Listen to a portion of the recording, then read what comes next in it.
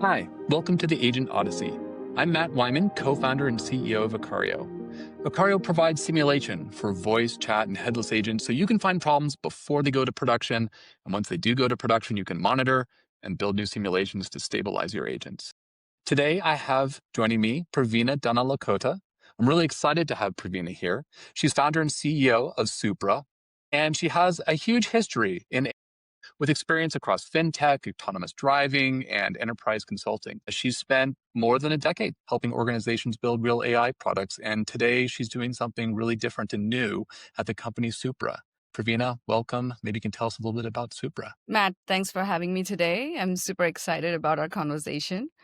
At Supra, what we are doing is we are providing a platform for experts to create their AI persona. Some call it AI persona, some call it digital twin. It is a reflection of yourself where you could build your persona with your digital content that you own, control, and can monetize it. Currently on our platform, we have seen people using, like professors use it for office hours, where students can interact with their AI persona to talk about their courses related questions or any class related questions or any office hours. Authors related to book questions, thought leaders related to their expertise. So super excited to build this platform because we are seeing that this is a new form of expert economy where users can create their AI persona and use it for making their expertise accessible across, even if they are not available in person. I was really excited to have you join us because I think this is just such an interesting topic. When you're actually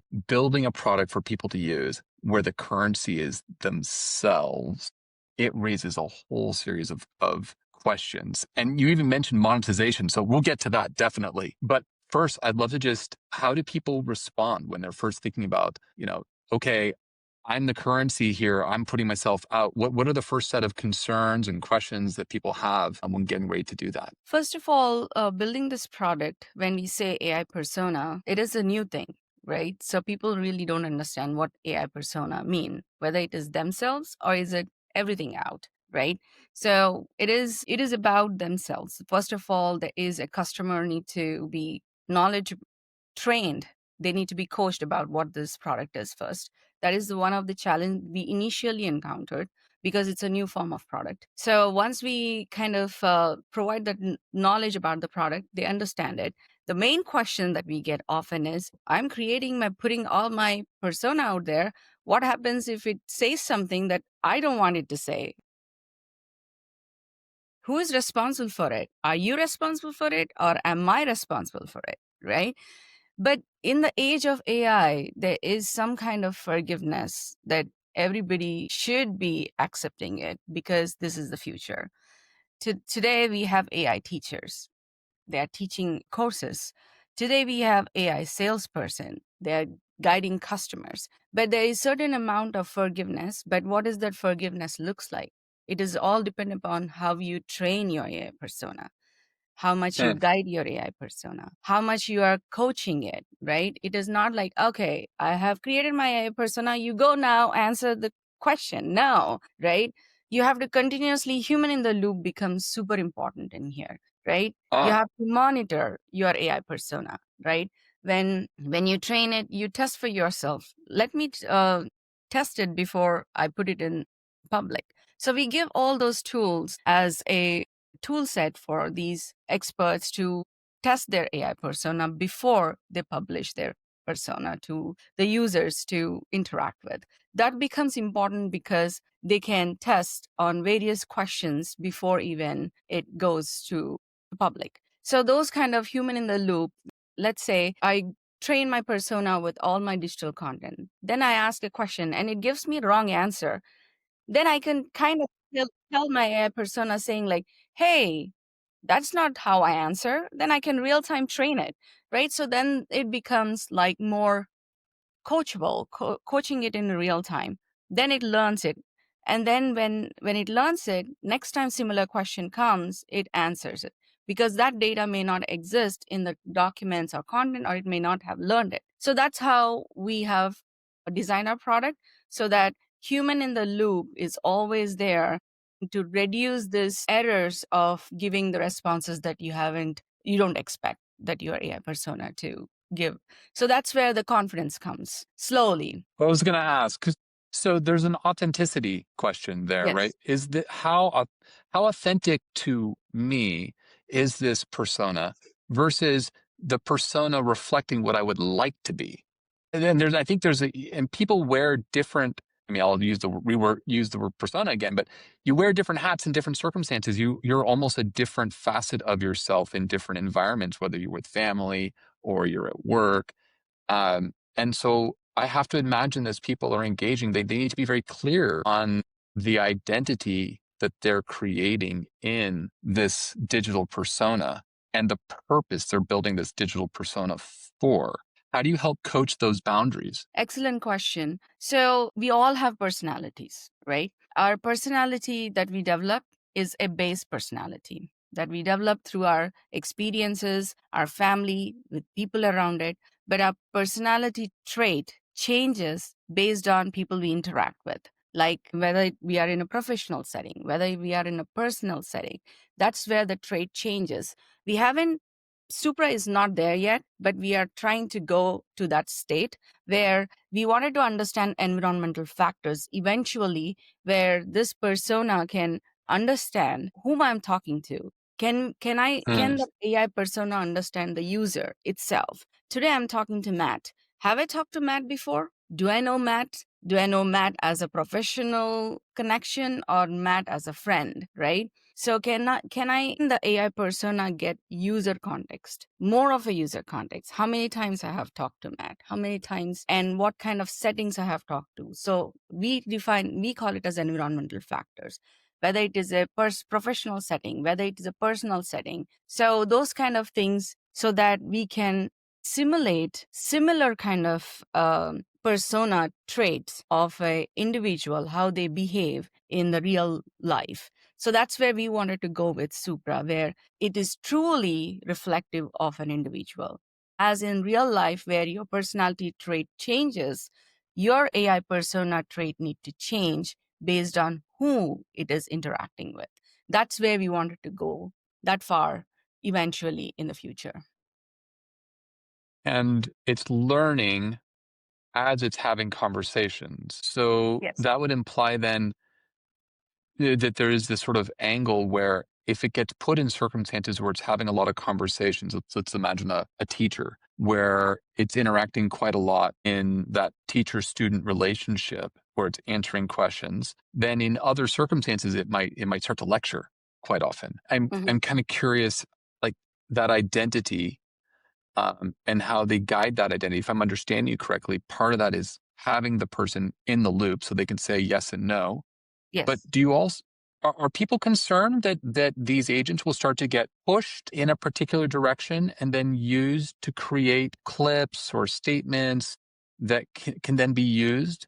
Like there's a sort of there's almost like a social red teaming component that is exposed here, where you can kind of push someone's persona in a direction that maybe they wouldn't want it to go, and then use that elsewhere negatively. Are you concerned about those kind of loops, and how do you help Matt, people control that? you were breaking a tiny bit. Can you repeat that question again? Sure, there are circumstances where the persona is learning from the conversations it's having. And as a side effect of learning from those conversations, an external actor can drive your persona in a direction you don't want it to go. And even though you might be in the loop, you're in the loop after the fact. And so I'm kind of curious, let's go back to that original question. How do you frame the ownership if the persona is pushed to give an answer that is uh, not consistent with what the person would want, something that's hostile in some way or just out of character or would be misused or could be misused in some manner?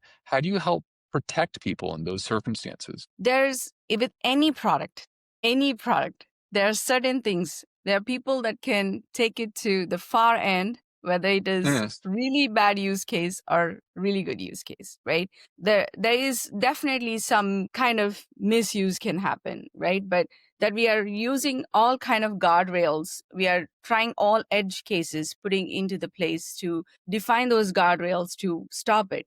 But it's really difficult to identify that really extreme edge case to see what a one person can do with it, but we are trying to define all those edge cases, defining all those things that can happen with it and putting the guardrails around it so that even if you push it, it is not taking that actions without users permission. Or even, for example, right, even if you push it to give any personal information, even if you tick it, for example, if you go to OpenAI today, if you kind of ask it consistently to do something, it kind of, after a few tries, it'll give It'll do you, it. it'll do it. But with Supra, what we are doing is we are putting some certain guardrails where it won't do it, right? Interesting. So that becomes very important when you are defining a product like Supra, because it is you. We don't want your persona to behave like that unless and until you are like that, right? You kind of are training like that. Like, I'm snappy. I get agitated very quickly. So this is how I train my persona. And your answers or responses are like that.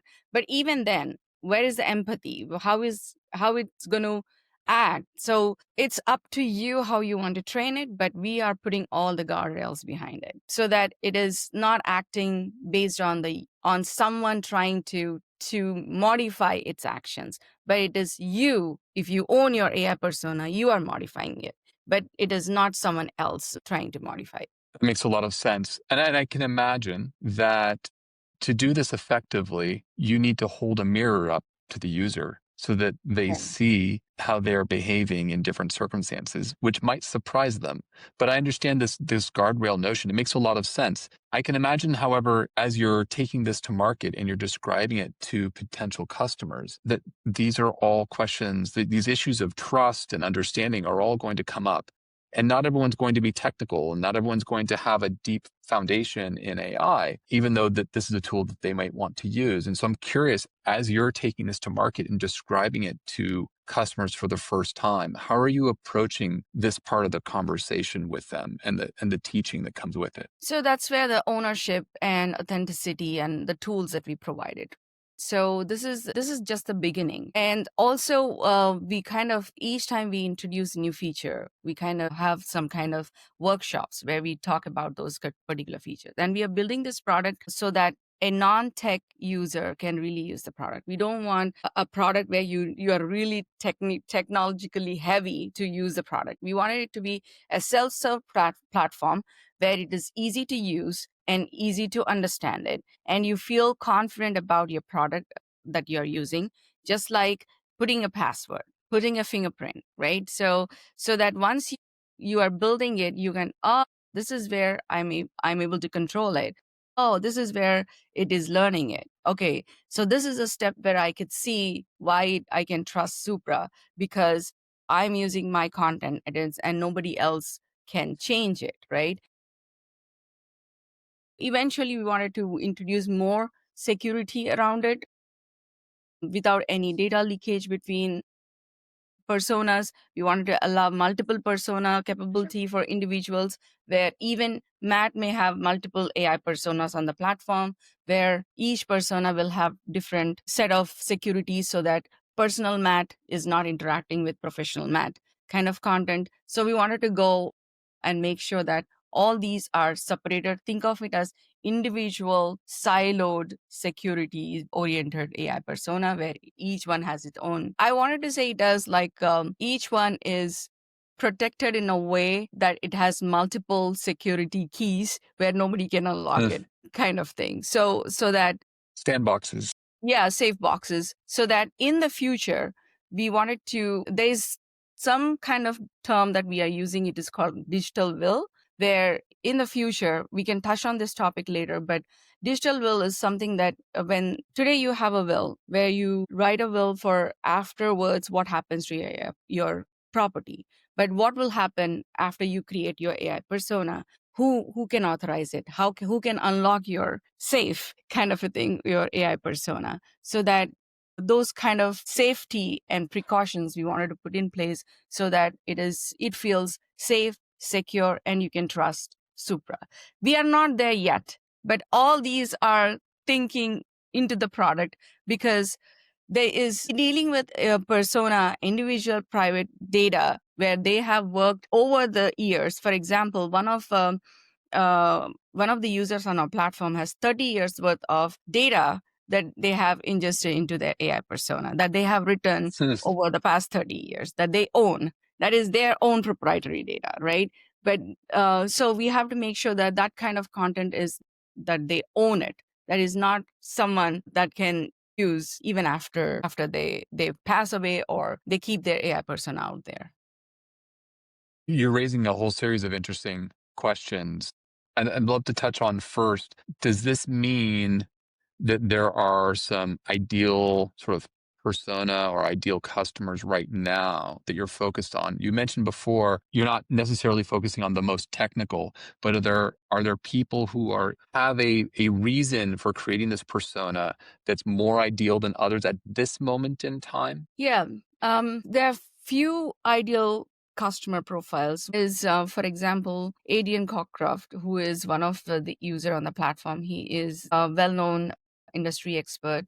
He worked at Netflix and Amazon, so he uses his persona. He can go look up his profile on the platform. He says like, I want to build my. He calls it as me GPT, but it's on Supra, where he says like, my knowledge is out there. I wanted to make sure it is available for everyone, because it is something that is so much that is I have built over the based on my experiences that I have learned over the last 20-30 years, that I wanted to share, because it's hard to find that experience even in the papers, or by learning, a course. It's easy to find by asking me, because I have been through these experiences, which is hard to find. So those kind of accessibility to that kind of experience and expertise, you can find in books. You can find It's in wisdom. is the wisdom. You can find in YouTube. You can find it in Google search. You can find it in OpenAI too, because it is very specific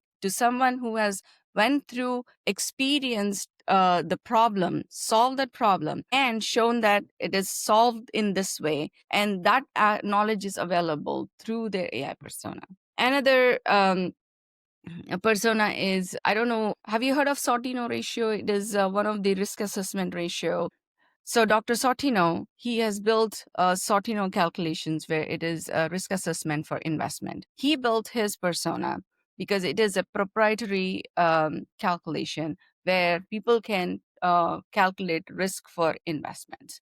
He is 93 years old, and he says like, my Mm. legacy is is there, and nobody can really build this calculator even today, and I wanted to make sure that people makes investment decisions in a way that they are comfortable to make, and my calculator will help them. And he wants to make financial decision making accessible. So those kind of expertise, who are very specific, very much based on hard to find knowledge, and those kind of AI personas are available on our platform. So, so what and maybe push back if I'm getting this wrong, but what I'm hearing is that one of the more immediate use cases that you're targeting is this notion of, I'm going to call it wisdom and legacy. Mhm. People who have built up a perspective of the world, they have a corpus of information. Who knows what form it's in? It might be they have to communicate it, but maybe it's written. But they have a perspective, and they want to make that perspective available to other people to learn and to interact with. This is almost teachers or professors outside of the educational formality, right? They're trying to help promote and give this information to the world. And I can imagine a lot of other use cases that follow a similar pattern but are more internal. Yes. But when I imagine that, right, a person who's motivated to share, and that's maybe one of the reasons why they look to Supra, then I wonder what happens. You say it's 93. What happens to that persona after they're gone? I mean, the persona is still there. The knowledge is still there. It's still being shared. And I don't expect you've solved all this yet, but I'm just curious how you think about the future ownership and responsibility. And if we imagine, and I'm going to go a little further, that through tools and other mechanisms, that persona has access to maybe things that can interact, send emails, interact via chat, interact, maybe even via voice at some point, maybe even an avatar at some point. I mean, there's a lot to that personality that'll start to take shape. So how are you imagining it gets stewarded over time and into the future? How does that ownership pass along? What So parts are that's a protected great also? question. Frank Sortino, let's talk about Frank Sortino a little bit. His research associate is authorized his persona to be accessed by his research associate, who is also a financial advisor for many of the clients. So he said that after him, his persona is can be accessed by his research associate, so that he can keep it updated with the information, because they both worked on building his AI persona. So he wrote an email to us that his persona can be accessible, given access to his AI persona to this particular person. But eventually, we wanted to make it as I mentioned, a digital will, where they could really put that, and we will make it more official, so that they can give the ownership, and we provide that. We will handle how you in real life, how we handle the will or something. We wanted to handle that kind of thing on Supra. But today, how we are handling it is by email. Send us an email how you wanted to handle your AI persona, and we will provide access to your AI persona so they can keep it up to date. And we wanted to make sure that, and if you wanted us to keep it up to date, we'll give it current information, we'll give it current news information, we'll give additional information based on your knowledge topics, so that it is learning from the new topics. But we will explicitly mention that this is currently being updated by Supra. We wanted to make sure Oh, that that's everything is pretty clear and open in our communication on who owns it and who is updating it. that's fascinating. You're opening the door. I'm projecting, but you're opening the door to the possibility that you can speak to different versions or moments in time Mhm. with the persona. Like this is the persona as of 2025, but then a new wave of information came out in 2035 that caused the persona to shift some of its, I'll put in quotes, thinking Yeah. perspectives, because it was consistent with the first principles that that persona held. But now there's new information Yes. that might have shifted. I mean, we see this, in fact, in the real world, right?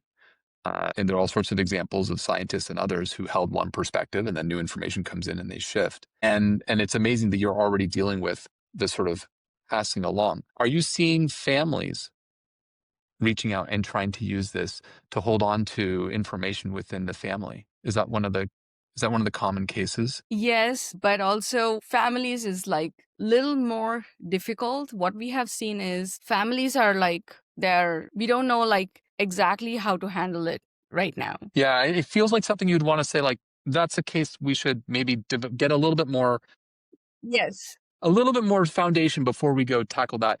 So then in a similar vein, going to the other end of the same spectrum, is this one of those polls with teachers, and is there some sort of question about who can be on the other side? Let me be more specific. Do you have concerns with supra personas having conversations with children versus with adults? Like, do you have some sort of sense of like, hey, we want to make sure these personas are speaking to people who have the critical thinking facilities to understand they're talking to AI? Have you set some of those boundaries or needed to? Today we have to be very explicit that they're talking to AI. But tomorrow, Yeah, it is given that we will be talking to AI and we will not know. But we all all the should time. know that we'll be talking to an AI. And tomorrow's world, we will not know which one is AI and which is not. Right. So, Absolutely. but the ground foundation should be very explicit that anyone who opens any, not even Supra, I think any product that introduces AI, it should be pretty explicit. I'm pretty much, I wanted to lobby this, that everybody should say, if it is an AI, it should be very explicit. This is an AI. You're talking to an AI, and that should be very bold and very clear over there. And when it comes to children, I think I have kids too, but I think there should be an education from the beginning, because it is the world where we cannot avoid children from keeping them away from AI. The world is moving towards AI. Even kids know open AI. Kids know how to use it. Right now, many kids use ChatGPT for a lot of stuff. Even 6-year-old, 10-year-old are using it. But what do we coach them? How do we make sure that we teach them what is right? What are the boundaries? I think there should be a separate learning within the school system itself to teach them how do they correctly use. And even in the even at home, we need to teach them what is the boundaries for them, and so that when they interact with AI, how do they interact with it? And if it is any product, if it is Supra, it is very much friendly. But if it is not Supra, if it is not kids specific, then it should be very much restricted to not utilizing, not allowing to talk to children. But I would say talking not specific to Supra, I think mentioning it, being very open and clear about whether it is AI or not is what I would say. I'm really heartened. I mean, you're taking on a ethically challenging space. It's also hugely valuable to people, and especially in creating communication, open communication, keeping it going. But it's also a very ethically challenging environment. I love hearing how clear you are on some of the controls and being transparent about who you're talking to and how you're talking to it. It makes a lot of sense. I'm curious, and I think to some degree you just answered it, but I'm curious, as you think about the broader public and the skills we need to incorporate to interact with AI and work with AI on a regular basis, agents or whatever we term it in the future. I'm not convinced these terms are going to stick around. But what kind of skills do you think people need to really develop and really focus on to be ready for that next world? Very good question. I think creative skills. Nice. We humans are the ones who are creative. I think creative skills is something that AI cannot do it. It cannot really be creative in doing new things. I think those are the things that I would say that we need to build. Sometimes when I wanted to write, I just put down my computer and start writing it because I don't want to lose my creative side. That is something that I also tell my kids, because once you use AI to start writing it, the power of me thinking through on what I wanted to write would completely go away. That's one thing. And the one is, I think, being up to date with some of the new technologies and trying to learn and making sure that we are also not getting scared with what AI is, because AI is not going to take our jobs. But I think it will enhance and create new jobs, just like how the Industrial Revolution has created new types of jobs in the past. We'll have new types of jobs where we'll have new skill sets. I think we have to wait and see what those new skill sets would be. But definitely, I am super excited where the AI is taking us. And I think we'll all have a time where we'll have our personas going for work for us. And we all will be enjoying sitting and having some drinks, and our personas will be working for us, where it'll be earning and we'll having fun. So And that's where hopefully I being see it. creative. Yeah, yep. We can express our creativity. Creativity Absolutely. to train our AI personas. So And, how creatively you'll train it and how creatively you'll tell them to work for you, right? yeah. And also, I mean, in the end, that may very well be part of what distinguishes different people. Like, many folks might have an agent that does X, but how creatively did you come up with the solution for X? That's And right. how did you decide to interact back and forth? Love it. Yeah, that makes a lot of sense. Well, Pravena, thank you so much for the conversation today. Really enjoyed it. Same here. Wonderful. Thank you.